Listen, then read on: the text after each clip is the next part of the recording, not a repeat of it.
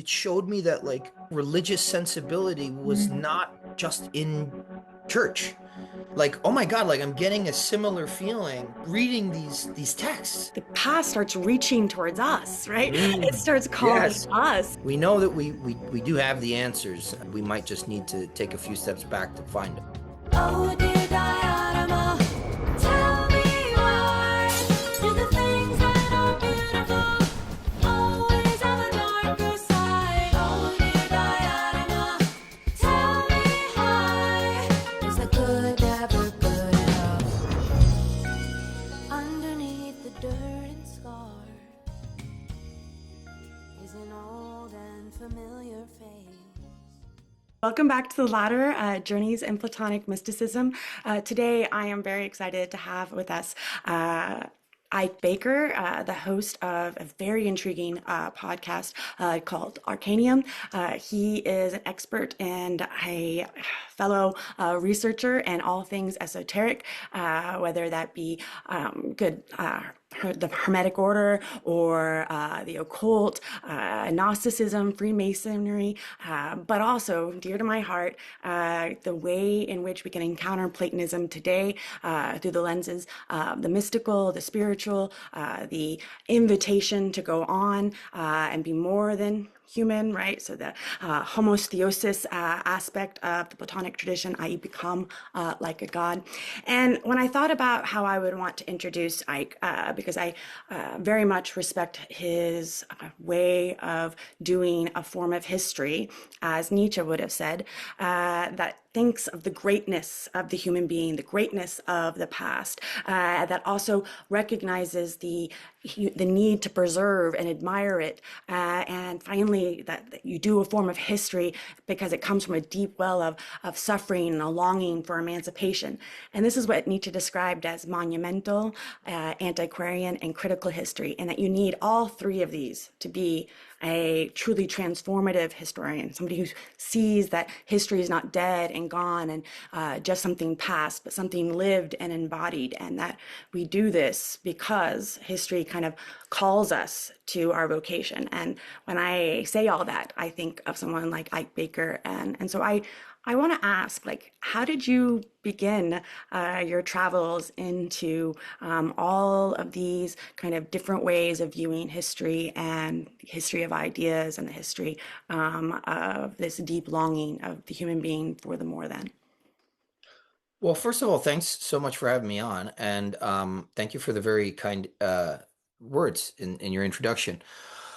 Uh, I would say that it all began going as far back as possible. I would say rather than mere curiosity, it began with pathos, um, a kind of existential suffering that I think we all experience. And I don't even think you need to be of a very mature age to experience that. Um, I think it can happen quite young, and it certainly did for me. And that set me effectively on a path of questioning. And it wasn't just questioning um, the, I would say, mores or status quo of my time. It was asking, well, what came before this?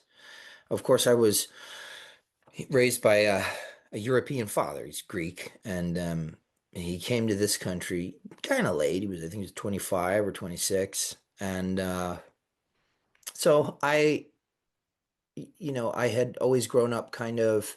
Well, I've been traveling since I was 2 years old, and even still, I go to Greece every year, but I grew up with that Mediterranean sort of upbringing and that culture, and it reverences the past. Greeks are very, very, very proud of their heritage, no matter how far back it extends. And then on the other hand, you have, you growing up and living in America, and there's really we're in terms of a nation, still in our infancy.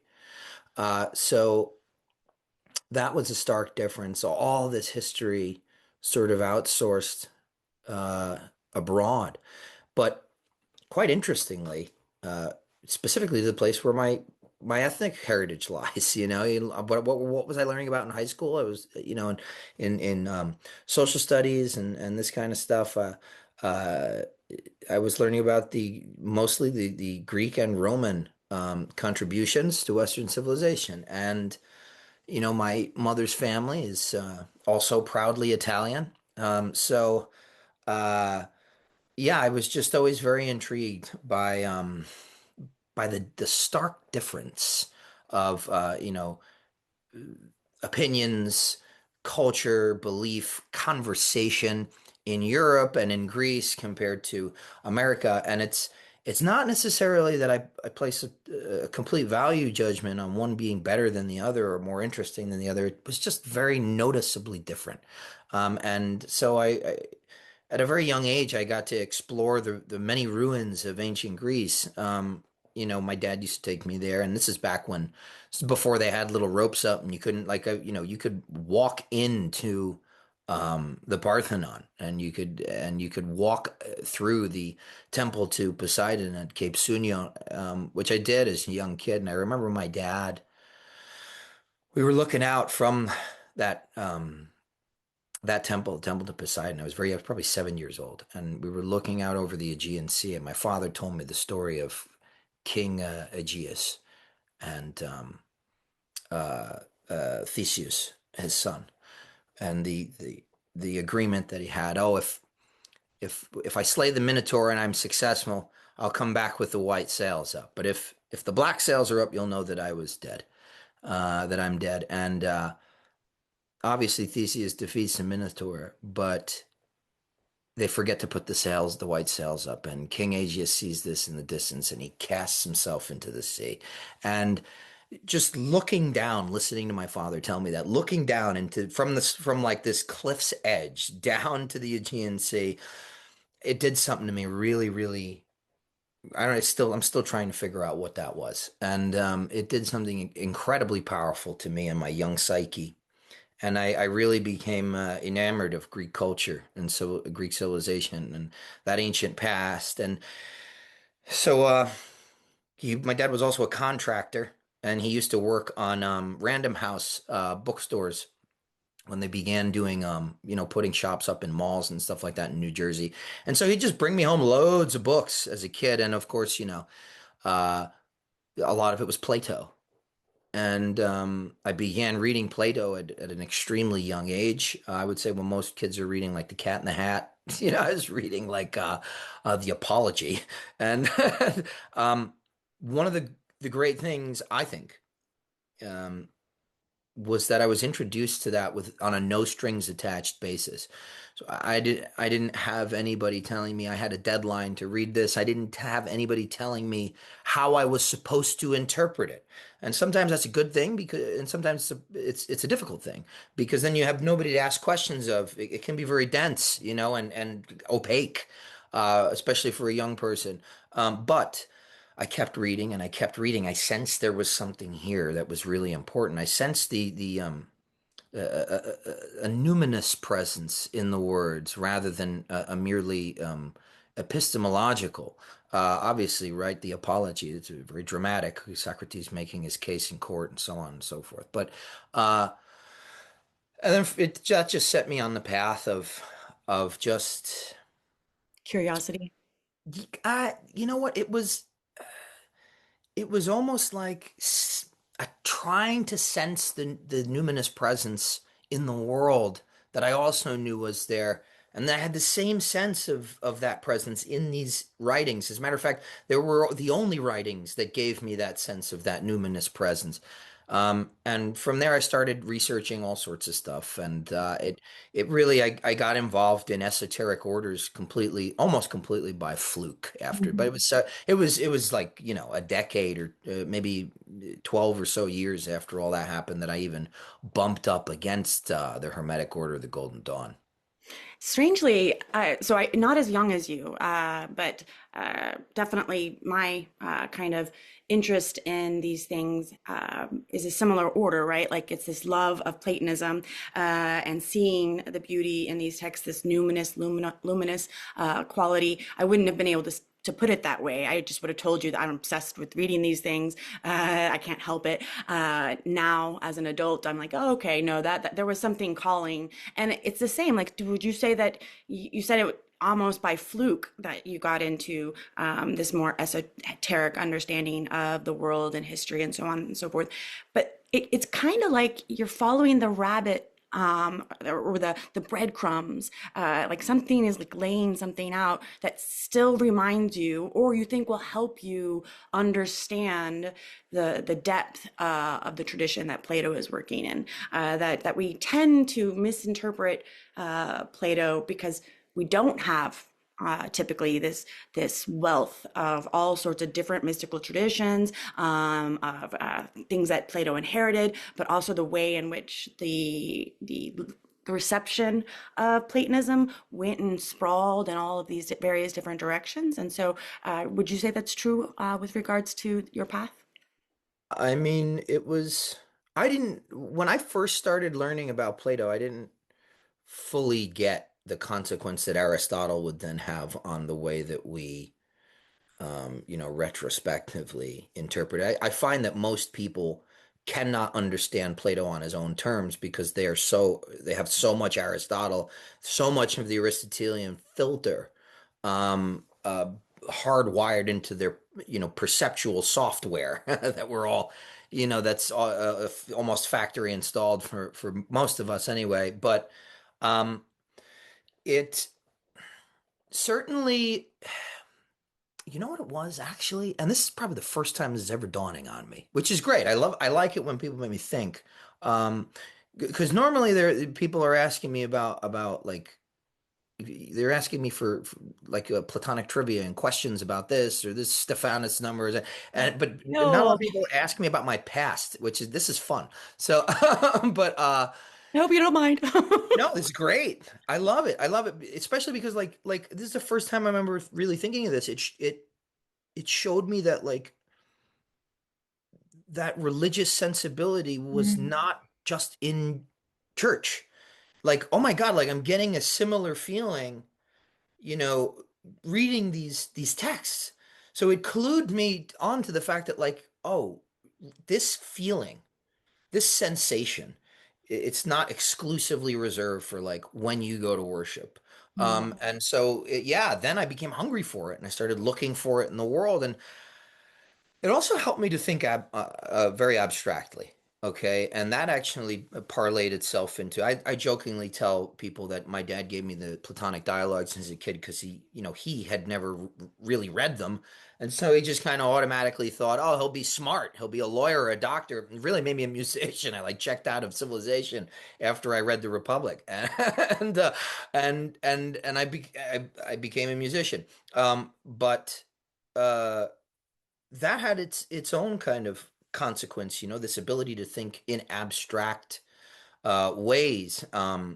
It actually made me drawn to things like music that did not necessarily have this, um, strictly primary school kind of methodology to it. It was much more creative, and I felt that I felt the I guess I sensed the music in what Plato was doing, and I know that saying this, a lot of people that are not as familiar with Platonism as say you are might be scratching their heads and being like, "What the hell is this guy talking about?" Music and Plato. Plato actually he didn't have nice things to say about musicians, What are but you talking about? Philosophy is the highest music, right? And the whole other public is about creating this harmonia, right? It's Mhm. about not having control over your body or your heart, but putting things in order so that every single person is a an idios, right?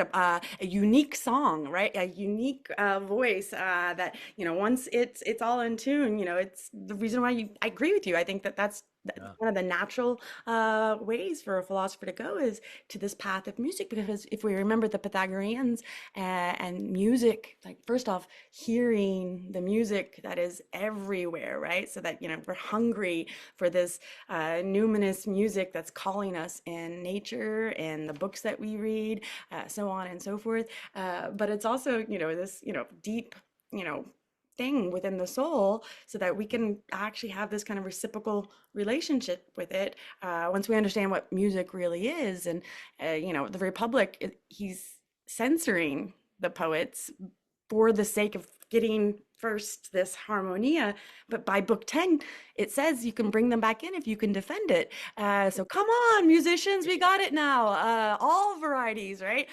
Because now we have the ability to say why it's good, if you've got yourself in line. All right, so that's a long way for me to segue into. So tell me, which dialogue do you think addresses that epiphanic aspect that you, as a researcher, you can't help that this is the dialogue that really blows it open for you, and you think for others who are not yet of the Platonic proclivity? Hmm. It's hard to say because there are moments in each dialogue that well, most dialogues that they kind of serve. If you've ever looked at the ocean and the way that it moves, and when the sun just hits it just right, and the white cap or whatever it is just reflects at the right angle, a glint can blind you for a moment. And so there are all these little blinding glints that are refracting off of different moments in each of the dialogues. I happen to think that I agree with Proclus that the first one, the beginning of the study of philosophy, should be the first Alcibiades. I mean, and regardless of its authenticity, right? Because if it was good enough for Iamblichus and Proclus, it's damn good enough for me. But I think that's a good starting point. But I mean, my favorite dialogue because and I'll preface this just by saying, at a certain point, I switched gears. I moved away from Plato because I had to. I had to study um, later and more specifically esoteric occult literature for the pedigree or the training I was receiving in the Hermetic Order of the Golden Dawn many years later. But I came back to the dialogues, of course.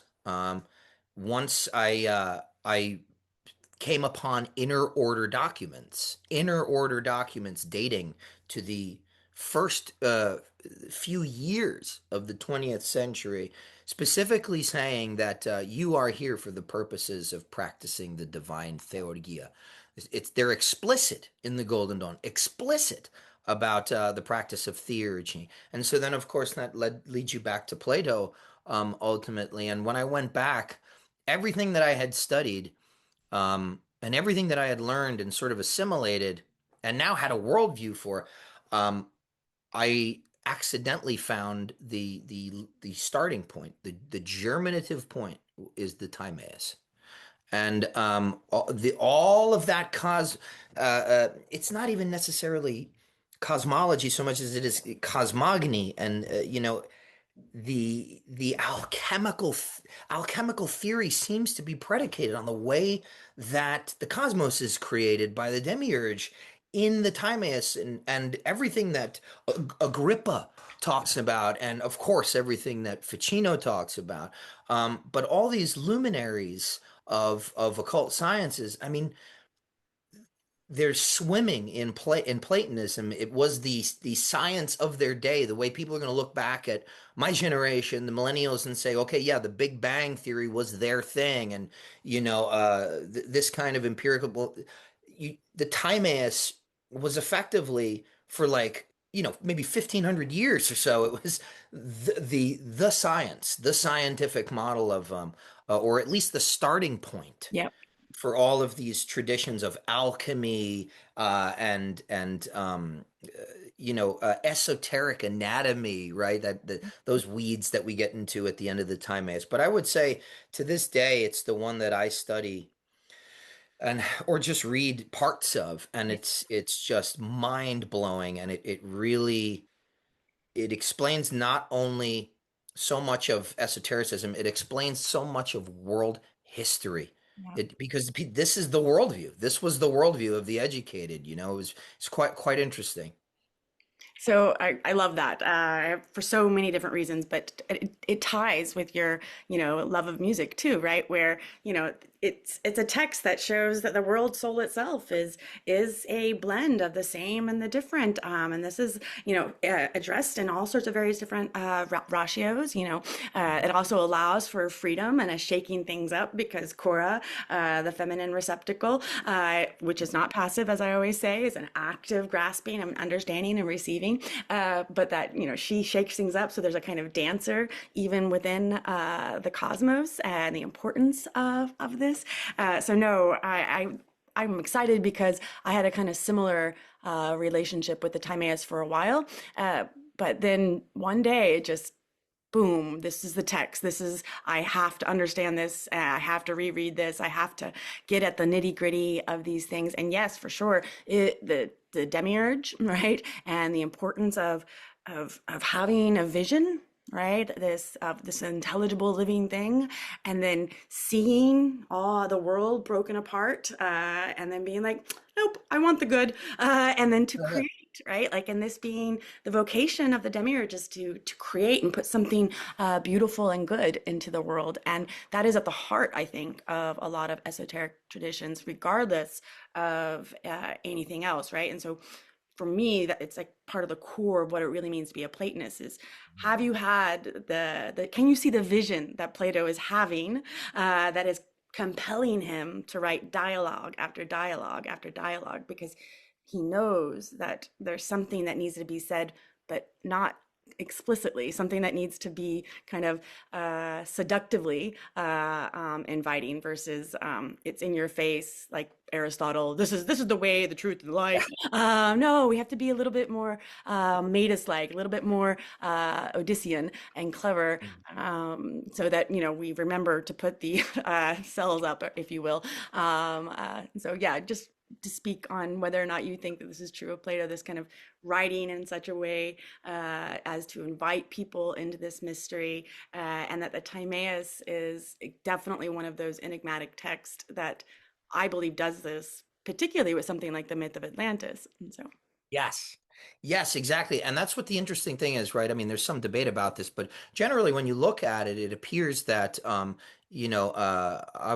again being in the Piraeus, the port, um that this is a part two. This is the day after the Republic, in the Timaeus, and many of the same listeners are there. Obviously, there is there's one missing, and Timaeus joins them, and that continuation is important, right? Because specifically because of Atlantis, we just went through the governance of the internal and external polis and how it can go right and what needs to happen, and then Atlantis is a firm example of like how it goes wrong, on the other side, and the whole Timaean prologue where he says, look, I'm going to do my best here, but the things that we're talking about, like my mythologizing of this stuff, has to suffice because we're all just mortals, and nobody can really put this into words. Um, that's important. If you look at I mean, some of the most important parts of the Platonic corpus are the allegories and the mythologies, right? The afterlife myth from the Phaedo, the myth of in Book 10 of the Republic, so on and so forth. And you get this huge allegory, this in the Timaeus. But what you see is he really mythologizing these extremely difficult and abstract, what will come later, or be more explicit later in somebody like Plotinus, these theological concepts. And I think he knew that he had to do that. I mean, right, we get from Aristotle, who, as you mentioned, is very explicit, does not mince words in both his Physica and his Metaphysica. He mentions the agrapha dogmata, right, the unwritten doctrines. So with no less of an authority than Aristotle to tell you, like, there was stuff he was not writing that he was teaching his students. You can then look at something like the Timaeus and you see, okay, when the demiurge it gazes into the eternal and sees the forms, the perfection there. Okay, what is that relationship? Okay, that is literally describing Dohen, the one. Plotinus is one. the hypostatic nous of the demiurge, looking into it and objectivizing or making individual these forms, these ideas that are latent and diffuse in the one, and then the creation of the world soul obviously is hypostatic psyche. Right there you have the three hypostases beautifully and brilliantly allegorized, and then again, we've got the demiurge creates the blueprint of the cosmos, which is effectively time. And he takes the circle of the same and the circuit of the different, puts them together. He's got three dimensions. He takes two planar objects and makes boom three dimensions, and it's just brilliant because you end up getting these three principles over and over and over. And that's why I say there's something alchemical about it, right? It's ultimately from the combination of those three principles, which in alchemy we call the tria prima, that the elements come. Right. And it's the same thing in alchemy. So really, I mean, the Timaeus, I tell my students all the time, like, if you really want to understand esotericism and occultism in the West, you have to read the Timaeus, probably like 50 times. Well, there's no not rereading it because every time I do, there's some new mystery, some new nut or kernel or seed that I know I noticed before, but why did I make a big deal of, right? There's like this riddling quality to it, and I love the fact that you brought up the unwritten doctrines and also this, taking two planar figures and smacking them together, and then suddenly you get depth, because that's what the unwritten doctrines is all about. Is all about this the indefinite dyad, and begins with the point and then the line and then the figure and then depth, right? So that here, like, this just this movement of seeing how we can be in the world that is flat, right? That is just the surface of things. But you know what? If we really are looking at something eternal, then we will not help but create depth. And then that depth is going to be put into motion, right? Like, because here, then we get this kind of idea of space. And so I think of the Republic, how after, you study solid geometry, you move to astronomy, but not astronomy of the normal variety, the one more like the Timaeus, where you're imagining and thinking of its absolute perfect rotation and movements, but not forgetting that there will still be wandering planets or the circle of the different. And so, no, I think that you are right to emphasize to your students that if you really want an initiation into the esoteric, that the Timaeus will help you have a deeper and a richer sense of where it comes from, and also to know that Plato is also framing it so as to be even richer in depth historically.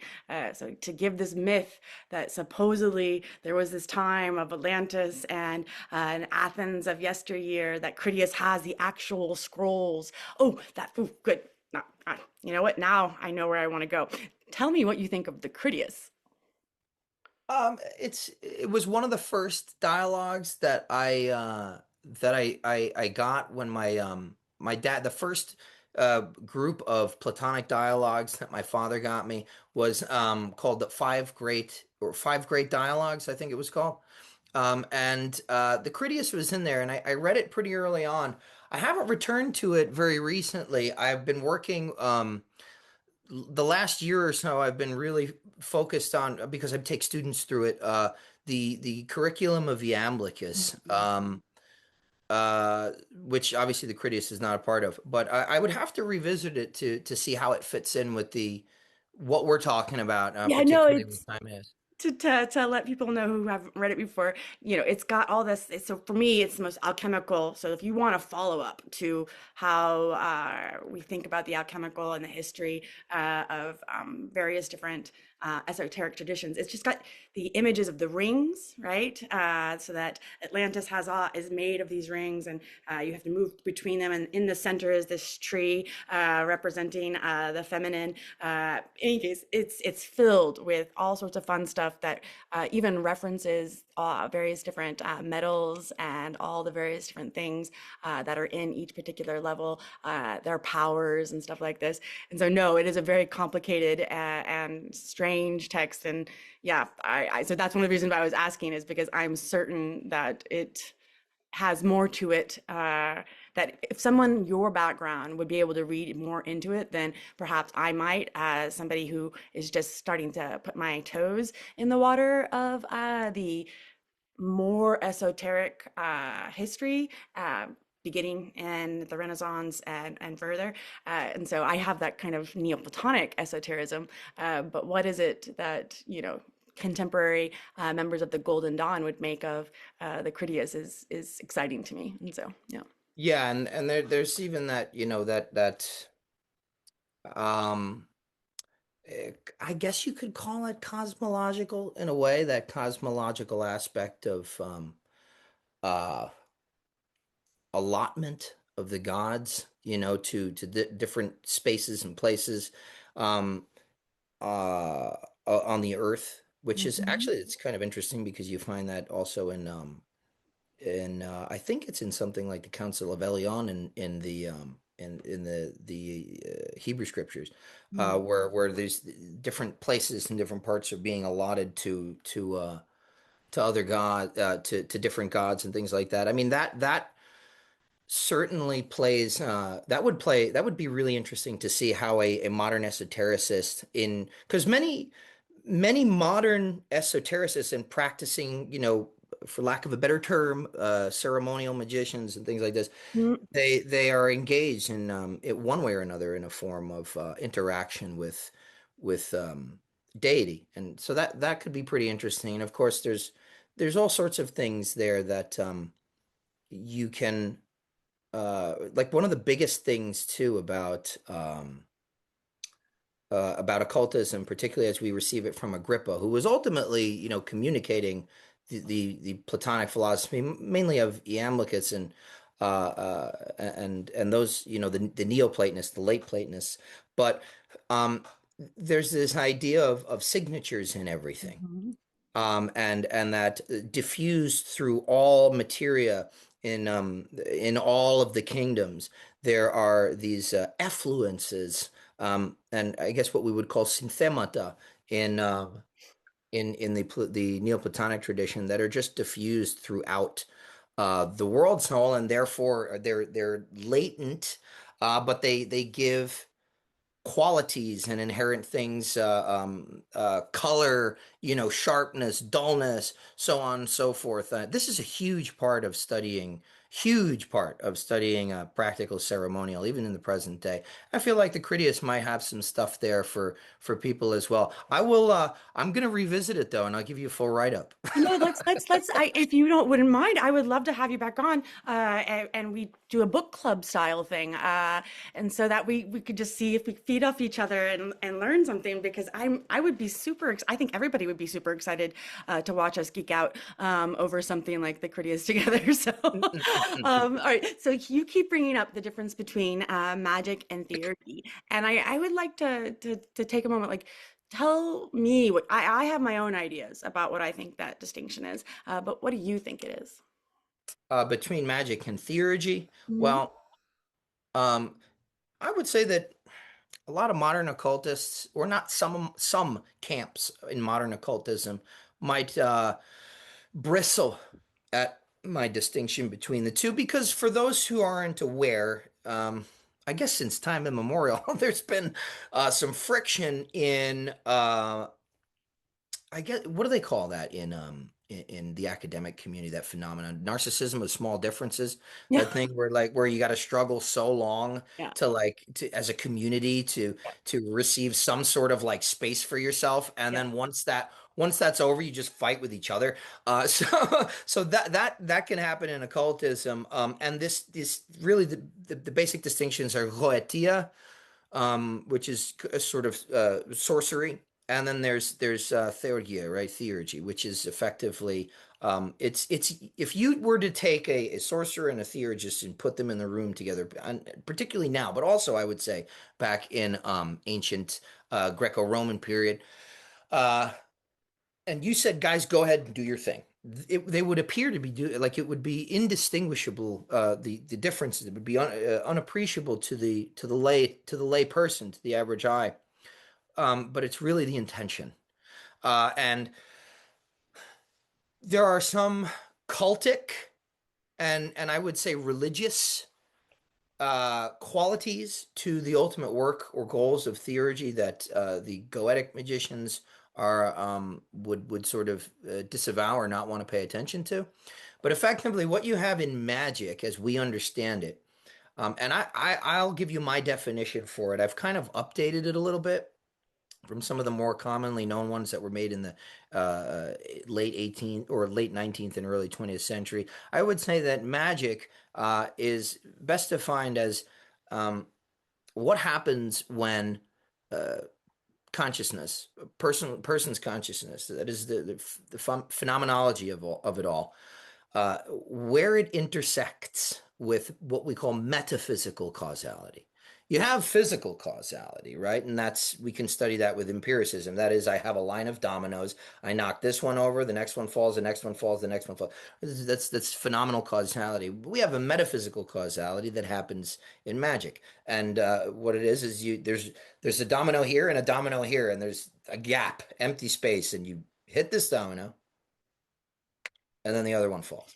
So we know that there's a result here that we are both, and this is done time and time and time again. There's a result we're looking for, and there are techniques, there are methods that have been handed down, passed down, and somewhat evolved. But we can't ultimately, no matter our grandest theories, that's all they'll ever be. We can't explain metaphysical causality, but what we have as those systems that with which we are able to intentionally approach metaphysical causality. That's a technology, and that technology is what we call magic. Now, theurgy is the application of the techniques and technologies of magic, specifically towards the individual purification, elevation, and illumination of the soul, right? Towards enosis, towards in a word, if I could, decontextualize it from Christian orthodoxy, but like almost a theosis. And I would say that that's the major difference is we are uh, I would say the goetic stuff is a little bit more communal in nature, meaning I mean, we do group magic, and we work in esoteric communities, uh, doing theurgy. But on the other hand, like the goetic stuff is applied. I mean, there's a rich history, a folk tradition of Goetia, which I think people like Sasha Chaitau do a really good job of showing us, right? But it's there's more of a folk tradition associated with those other more mundane uses of magic, and I think that they each have their place. Course, Yeah. yeah. No, and I think this is what Plato, I think you would absolutely 100% agree with you, because you think about how Diotima describes Eros, that he has all sorts of clever mechanisms. He's a kind of magician, a kind of sorcerer. But at the end of the day, the real activity of Eros is to bring to bear the beautiful within the beautiful, right? But the utilization of all of these smaller, so-called smaller wisdoms, or these smaller little tricks that got us to be able to get to the place where you could see beauty in the beautiful and help it be born, right? Like, this is for Diotima, ever living and dying in the same day. It's a process. It's a love. It's a desire to transform what looks weak, like poverty, the poverty in Eros, into something amazing and great. This is the kind of secret, if you will, of this activity and this particular way of life, where you might be told by scholars that, oh, there's black magic and there's white magic, and like all of these, like, oh, theurgy is the form that doesn't want to control the gods, and magic is the one that wants to control the gods, versus no, these are the simple things. And I often associate it with the wisdom of women, and why it is women have been part of this oral tradition of passing on the myths, the stories, because that's what you give your kids. You give your sons this kind of spark of this magic that we don't want perverted. We don't want turned into, mere silly little ladies with their crystal balls. We want to remember and revere this folk wisdom and spirituality, because I don't know. I mean, the black cat crossed my path, and I'm the child in me says, okay, I'm gonna go another direction, because it's a showing of a kind of reverence, and humility. Yeah, and so Yeah, and there's a practicality to it. I mean, they were healing people, and they were, they were bestowing blessing, and this all sorts of stuff. I mean, even like that hasn't really changed in a lot of parts of maybe rural Greece, even though through its Christianization. Certainly, Orthodox Christianity has an extremely strong presence still in the cultural fabric of Greece. But even somebody like my grandmother, who used to go to mass, she used to read tea leaves.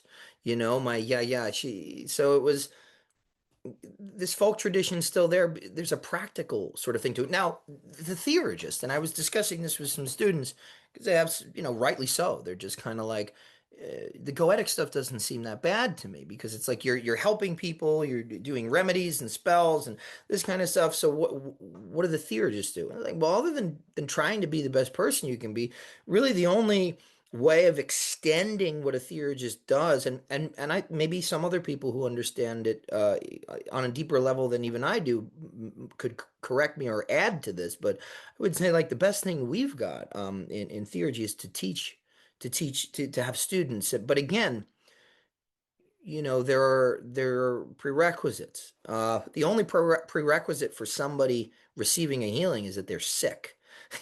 Whereas in it's not necessarily the case in something like theurgy, because right out of the gate you're being, and Socrates, where Plato through his Socrates talks about this early on in some of the earlier dialogues in the curriculum of Iamblichus. There are innate virtues that you have to be a philosopher. It's all, but it's what's really interesting is that it's basically like you the qualification is that you can't not do this. It's like you got to be so hungry for it is one of the things. And I think that of course uh that is why I think, and I'm not saying that I believe any of this to be practically true.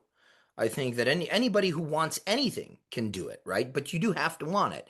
It's got to be more than just a little bit of curiosity. I think that's it's not curiosity is not a bad thing for starting you on that path, but it either grabs you or it doesn't. There are plenty of people who don't care about how excited you and I are about philosophy. They're never going to be into it, and that's totally fine. But I think that I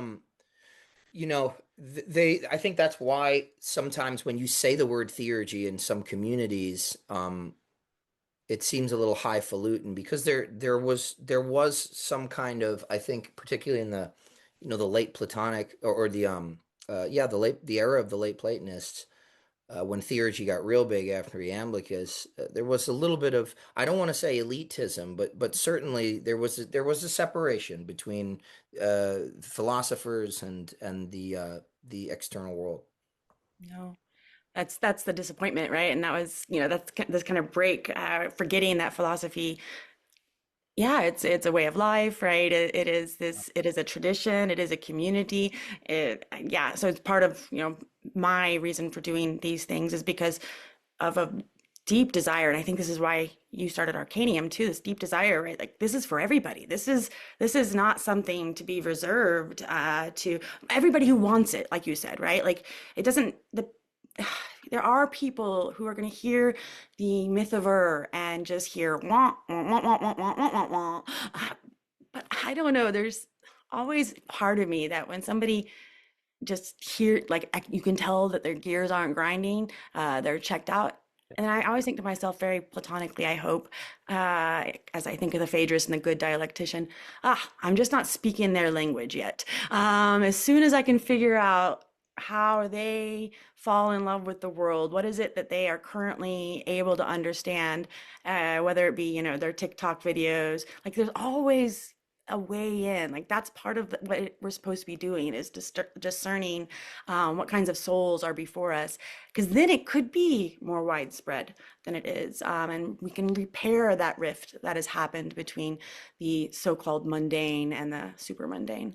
Yeah, and I think that is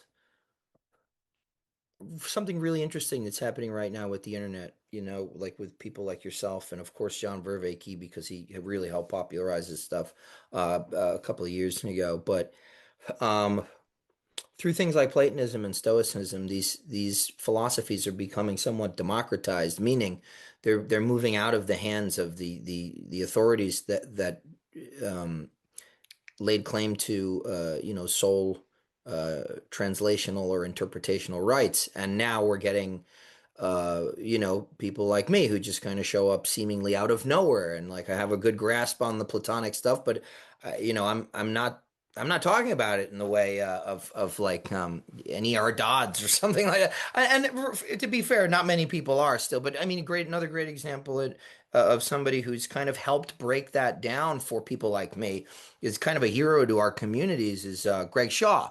As you will, he didn't know I had him on my podcast Absolutely. Yeah. years ago.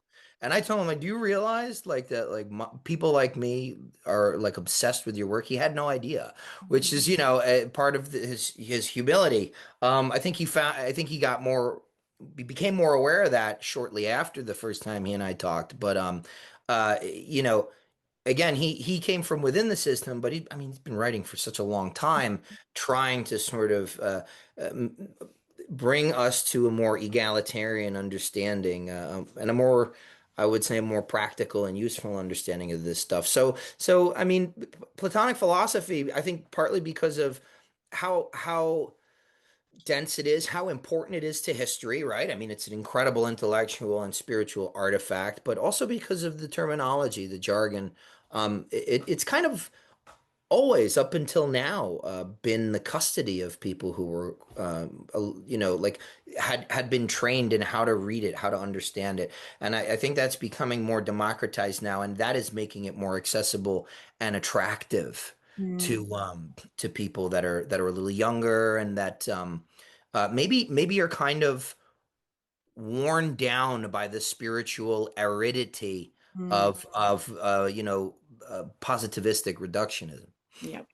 No, I 100%. I mean, I was just saying this, and John was saying this earlier too, which is, there is this weird thing about history where we get these crisis of meaning, we get nihilism at its, last man kind of way. And then from that, somebody or something will wake up this kind of spirit, this need in people so that, you get your 18-year-old kid, going to, your podcast and being introduced to, the Mythover or Iamblichus or Agrippa, right? All of these people who are trying to invite us in to a way of life that creates and sustains meaning, but not in a tyrannical or hegemonic or controlling way, but in a seductive, like, here, we invite you in and you are going to make your own vision or you're going to have your own relationship. So it's not dogmatic. It's again, it's about inviting people into a creative, rich way of life, or at least in my opinion. We were talking about magic. We were talking about theory. We were talking about this transformative, and we were talking about this Platonism answering this particular need, right? That might be something that's being created by the particular culture that we live in now. And it's kind of lighting fire through our various communities and making things more egalitarian, more accessible. But in this egalitarianizing, in this initiation or this invitation to the masses, so as to wake people up to their own power so that they can see that they can be part of this process of pushing back against the various different systems that are benefiting from people thinking that it's futile, there's nothing to be done. This is where I want to say, like, Platonism, it's not just abstract thinking, right? But it actually creates good guardians. It creates good soldiers for the good, the true, and the just in the sense of the Republic, right? These people with passion, with thumos in their heart. Would you agree or disagree? Yeah, I think especially when you approach Platonism, as I think, some people are maybe becoming more inclined to do through this sort of uh, broadening of access. If you decide that you want to, as you put it before, apply it to your lifestyle. So, and I think that's a really, really key thing to understand about all of this stuff is you got to think, why was he writing this stuff? And who was it written for, right? It was not like he hopped on a word processor and like banged out a few drafts in a half hour. This is very, very painstaking to put this stuff down in any format that is, um, I think, transmittable. And who was he writing for? Uh, we may never know the precise I mean, with granular precision exactly. But to me, they're an admonishment to, yes, as you put it, live well. And in order to live well, we first must know what that well is, right? What we have to, contemplate the good, as he would say, and come to really understand that. So yeah, I think it can be it certainly has been a very powerful tool for myself, actually. And when I approach these things, um, in a sort of like a lectio divina style, which I'm kind of prone to do, I find that specific tests in my life corresponding to whatever I'm reading will really manifest themselves in quite a powerful way. And some of that could just be psychology, like if you have a girlfriend or a boyfriend with a red car, that's what you see on the road, more of. But either way, all those red cars that you see on the road, it's not like they're not actually there. They are there. And it's one of those things where these synchronicities are true in that, very much so true in that sense. And uh, so people say to me, look, how am I supposed to live like this? It's almost, a lot of people confuse it with sort of moralizing sometimes, when that's not necessarily entirely what Plato means when he says, when he talks about things such as virtues and things like that. But I think that, if you go through the corpus of his work, especially, obviously it's more at the forefront of what I've been doing the last year and a half. But in the even in the early dialogues of the Iamblician curriculum, those 12 dialogues, uh, you know, ascribed to that curriculum as prerequisites for theurgy, according to, Olympiodorus, the anonymous prolegomena, so on and so forth. Uh, you find the four cardinal virtues that we get in the Republic. They are just peppered in Mm, very interesting sequences throughout the entirety of the dialogue. So for instance, the pretense of the Gorgias is that it's discussing the difference between rhetoric and dialectic, and pointing out the methodology and intent of the sophist, and then that kind of contrasting to himself, the philosopher, and what we know about philosophy. And that's kind of how we're getting a better sense of what philosophy is, by discussing what it isn't. And now that's kind of like a general way to approach that. But then when you get into the fine details, you see Socrates he starts talking about sophrosini. He starts talking about temperance, I mean, or self-control. He mhm, starts talking about courage. He starts talking about prudence, so on and so forth. And you see that format, those waves, kind of crest, and in crests and valleys, they just kind of happen that way. And I think that's really the key to coming to full power in the Platonic corpus, is um, ultimately understanding those virtues. And again, this is my interpretation, but it's understanding those core virtues and what they mean and how they help us, right? When the moral compass of our time is so kind of adrift, and there's so much gray area, and there's so much kind of equivocation.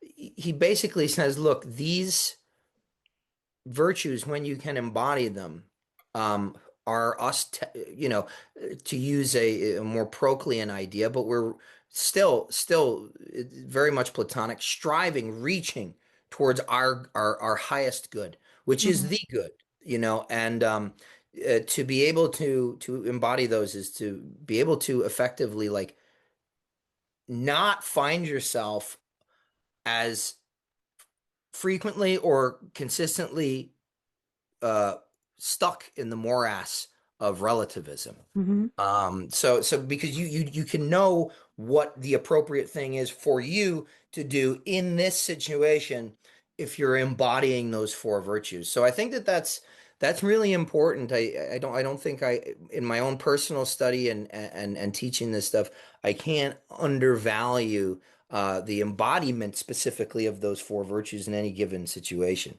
Yeah, that's what I argue is the agathos of the text, right? So that when you think about the Neoplatonic virtues and the parts of a dialogue, right, that the telos or the is different from the scopos. The scopos is when you say that the Alcibiades one is about self-knowledge, but no, you got the theory, you've got the scopos, the intellect, if you will, but the telos, the purpose of the dialogue is to actually integrate self understanding into your very body, your way of life, so on and so forth.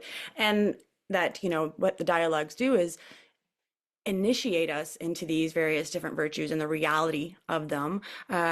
First, you're going to think them. You're going to spend lots of time theorizing about these abstract things, just like a mathematician is going to theorize about the nature of a circle. But eventually that theorizing, if you're lucky, knocks on your door and says, now you have to see it everywhere. Now you see the red car everywhere. Now you see absolute circle everywhere. Now you see beauty and virtue everywhere. And this is, where I think Aristotle's kind of in-your-face version of Platonism, where he takes credit for some Platonist ideas, not to be so down on my boy. Thank you very much for transcribing and getting ideas out there. But is this idea that virtue is an activity of the soul, right? Like that it's a particular way of life, and it's not something one swallow does not make a spring, right? It's something you have to do every day, habitually, right? And this is what creates character, right? This is your character. So that if Ike, started, dancing right now in the middle of this podcast, I'd be like, that's not right. That's out of character. Because this is the suntamata, right? This is the signature that we are, like Plotinus say, carving our own statue or cleaning that mirror. And character is what establishes, and it really, literally, it is a glyph, right? It is character, right? And it's something that we stamp into us as we shape our virtues, that we see that they're not just one and dogmatic, but it's like this cleaning of a mirror or this dancing of the soul around intellect, or the much more of this activity that doesn't have to be reified, that is always transformed, but doing that good work Yeah, of, well said. yeah. Well said. That's important. The distinction between the scopos and agathos, as you say. Yeah, it's and that is again. I think that that's very. It evidences like your deeper understanding of the text. Look, if I say so myself, but but it's just encouraging because. Um, not everybody who is at the front lines of Platonism is kind of understanding it and letting people. I think it's quite admirable what you're doing as well, working both in the community and having shows like this, projects like this that are bringing it to people because you do want you do want your information to come from a reliable source, one way or the other, right, concerning this stuff. But yeah. No, I mean, this. I think this is again the vocation that Platonism calls us to is to be teachers and to love. So Anselm do what is it? I want to say this is how she bathes, right? The wisdom that you've been given is that you teach these things because they've given you so many different things, and then when you realize, oh wait, this is something I want to give to others, right? And so this is why I think, the orders that you are part of, they are created and sustained, at least for the most part, from my liminal understanding or my limited understanding, to pass on these things, right? And to create teachers. And yeah, so is that true? Would you say that? Yeah, I would especially say that I say that a lot about the Golden Dawn in particular. If I think if because there's so much different type of um, maybe like anthropological interpretation or trying to understand what the Golden Dawn is, and from the inside and from the out. But I think if it's anything, the Golden Dawn has proven itself to be a sort of seeding organism, where it takes you initiates you and puts you through what we call like a spiritual alchemical project, and then elevates you to like the higher, the theurgic philosophy at that point and practice. And then it just kind of like, like you go out and you're like spreading seed on your lawn. It just sends people all over the place. That's why it's proliferated into all these different splinter orders with all these incredible characters throughout history.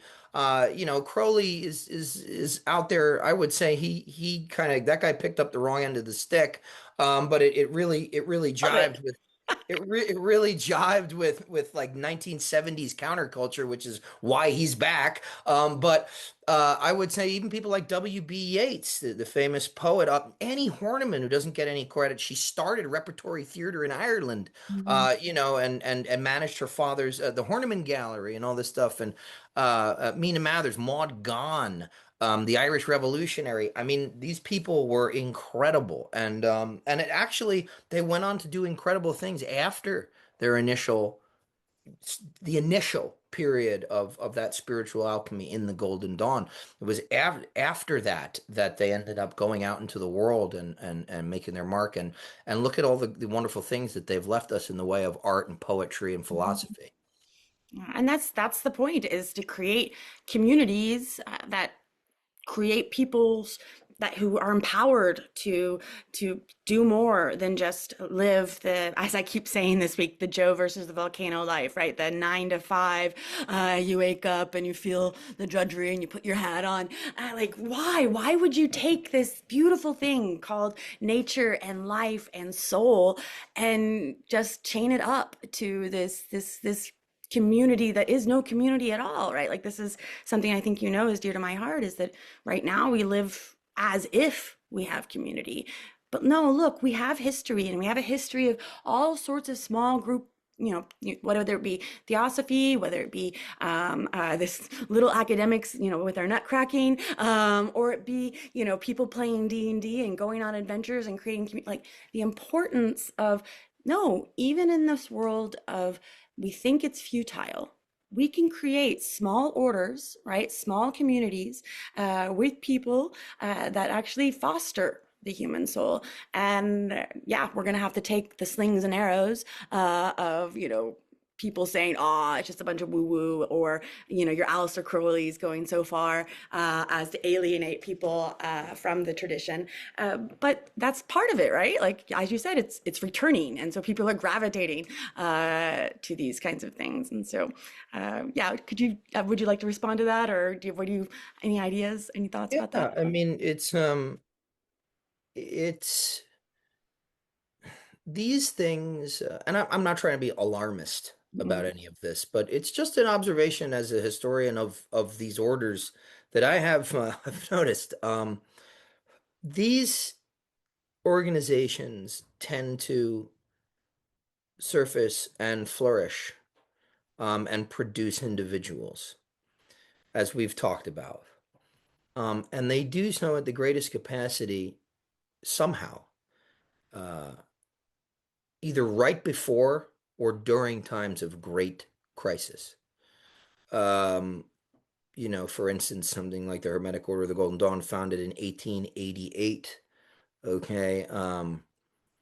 That's in terms of history. I mean, that's at the doorstep of the First World War, and all of its sort of splinter orders really proliferated in the 1930s and 40s, right before the Second World War. Now, that's not to say that I think history is going to repeat itself. I don't think history repeats itself. I think I forget who said this, but I think it rhymes. Um, but I would say that the reemergence to this stuff is probably a response to existential crisis, right? The meaning crisis that John talks about. But I also think that,